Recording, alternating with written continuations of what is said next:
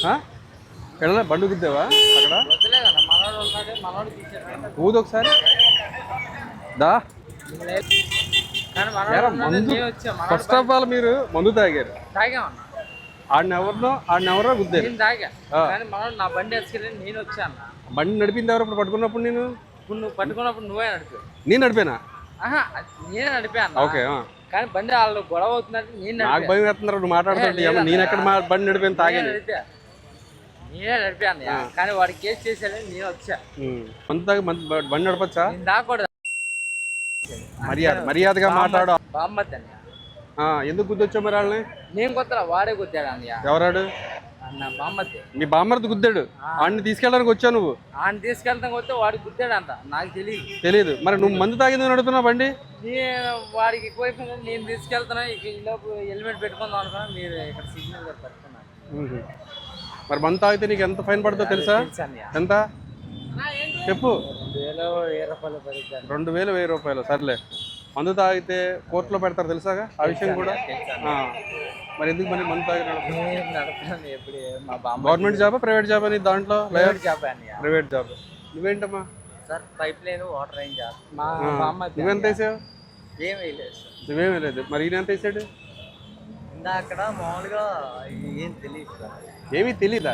ఏంటి మందు వేయటం కూడా తెలీదా? నువ్వు తాగించావా? నేనేం ఏపీ లేదండి. నిదానంగా సరిగ్గా నిలబడు. ఎందుకు అమ్మాయిలాగా అలా ఒకరిని తిరిగి? ఏంటి ఇలా కూడా డబ్బులు ఇవ్వచ్చా? ఇలా చేత్తోనే డబ్బులు ఇస్తారు ఇలాగా? నువ్వు చేసిన క్రైమ్ ఏంటి? Sir fight. నువ్వు రెండో క్రైమ్ చేస్తున్నావు మళ్ళానే. అలా అదే 500 కాయంతో ఎందుకు ఇచ్చావు నువ్వు? మందు తాగావు. వెళ్ళరా. మందు తాగావు. ఈడేమో ఆండు గుద్దాడు. నేను గుద్దలేదండి. 1 వేలో వస్తున్నావు రాంగ్ రూట్లో. హెల్మెట్ లేదు. నాకు తెలిసి నీకు లైసెన్స్ ఉందా లేదా కూడా నాకు లేదు. ఒక్కసారి అండి మేము మొన్న కేసు గురించి పెట్టుకున్నాం సార్. హెల్మెట్ లేదు. అర్థం కావట్లేదు. హెల్మెట్ కూడా ఉంది సార్. ఎంత వేసావు? 90 వేసావా? 3 క్వార్టర్లు వేసి సార్. 3 క్వార్టర్లా? 3 క్వార్టర్లు నిజాయితీ మెచ్చుకుంటున్నాను. ఏంటంటే వేసిన మందు కూడా ఎంత వేసావు కరెక్ట్గా చెప్పేసావు. చాలామంది మందు బాబులు చూశాను నేను. ఎవరో కూడా ఒక హాఫ్ వేసినా కానీ సార్ జస్ట్ ఇప్పుడే సార్ చిన్నదే 90లో సగం ఎంత వేసని చెప్తాను. మాట్లాడు.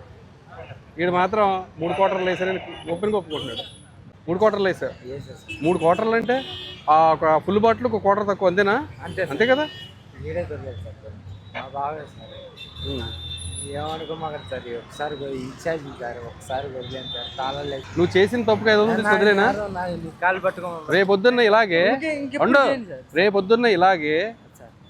ఇలాగే మీ అమ్మగారు నాన్నగారు బండి మీద వెళ్తున్నప్పుడు ఎవడో మందు తాగి ఇలాగా రివర్స్ రూట్లో వచ్చి గుద్దేస్తాడు. వాడికి కూడా 500 ఇచ్చేసి ఇంటికి పంపించేస్తావా? మీ అమ్మగారికి మీ నాన్నగారికి చాలా తీవ్రమైన గాయాలు అవుతాయి. అమ్మ నాన్న లేరు అందుకని ఇలా తయారు. పాపం మేస్త్రి దగ్గర పని చేసుకునేవాడు. అదే ఇన్ఛార్జ్ చెప్తాడు. నువ్వేమో పని చేసుకునేవాడు. మాకు తెలియదు.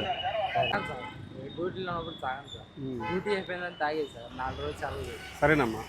ఇప్పుడు ఏంటంటే నీకు డ్రంక్ అండ్ డ్రైవ్ కేసు పెడతాము. బండి అయితే మా దగ్గర పెట్టుకుంటాం. నీకు మందు దిగిన తర్వాత రేపు పొద్దున్న రా బండి తీసుకుని వెళ్ది. కానీ నీకు చెప్పేది తింటావా?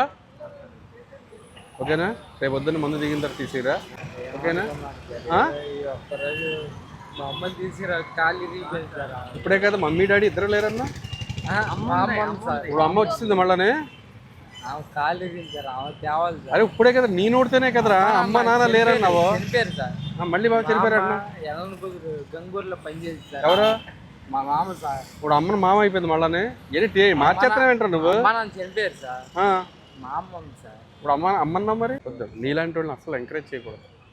అసలు ఎంకరేజ్. ఒక హెల్మెట్ లేకపోయినా కానీ మేము ఒక్కొక్కసారి మేము చూసి చూడనట్టుగా అయితే ప్రెగ్నెంట్ లేడీస్కి కానీ వాళ్ళ హెల్మెట్ లేకుండా వచ్చినా కానీ లేదా ఫ్యామిలీతో వచ్చినా కానీ కొంతమంది వదిలేస్తారు. ఒక్కోసారి ట్రిపుల్ రైడింగ్ కూడా వస్తారు. కొంతమంది బ్లడ్కి ఇచ్చి పాప పడిపోతాడని చెప్పి మధ్యలో కూర్చోబెట్టుకుని అటు ఇటు కూర్చోబెట్టి తీసుకొస్తారు. అవి కూడా మేము ట్రిపుల్ రైడింగ్ కింద లెక్కయ్యాము. That is Vijayawada traffic police. మందు తాగితే మాత్రం పాట తీయించేస్తాం.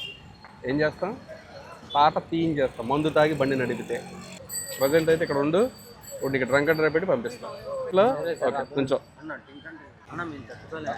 దేనికి తట్టుకోలేవు 3 క్వార్టర్ల మందు వేయగలిగిన కెపాసిటీ ఉన్నవాడు డ్రంక్ అండ్ డ్రైవ్ పెద్ద మీకు విషయమే కాదు. 3 క్వార్టర్లు అంటే మామూలు కెపాసిటీ కాదు మీది. ఏంటి చేయబట్టుకుంటున్నాను దూరంగా బాబా ఏంటి ఏమన్నా సారీ అబ్బా బాబా ఏం చదువుకున్నా ఏంటది అంటే నాకు తెలియదు ఎంఈసిఎస్ అంటే నిజంగా నాకు తెలియదురా. ఎంఈసిఎస్ అంటారు దాన్ని ఎంఈసిఎస్ అంట. ఓకే ఇంగ్లీష్ బాగొచ్చు నీకైతే. ఒక్కసారి వదిలే అన్నా. For more videos like this, subscribe Big TV channel.